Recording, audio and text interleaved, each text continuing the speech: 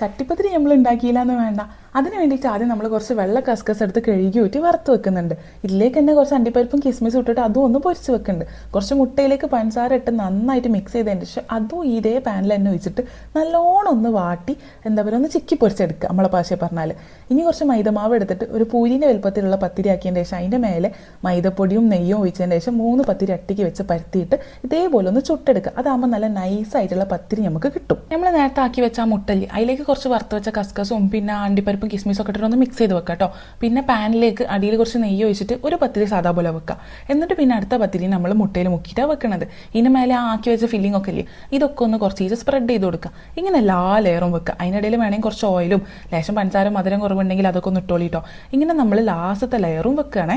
അതിലേക്ക് ഇനി നമ്മൾ ആ ഫില്ലിങ്ങും ഇട്ട് കൊടുത്ത് അതിന് മേലെ കുറച്ച് അധികം അണ്ടിപ്പരിപ്പും കിസ്മിസും ഒക്കെ ഇട്ട് കൊടുത്തിട്ട് കുറച്ച് പഞ്ചസാരയും പിന്നെ കലക്കി വെച്ച മുട്ടല് അതൊക്കെ ഒന്ന് മേലെ ഒഴിച്ച് കൊടുക്കുന്നുണ്ട് കേട്ടോ. ഇങ്ങനെ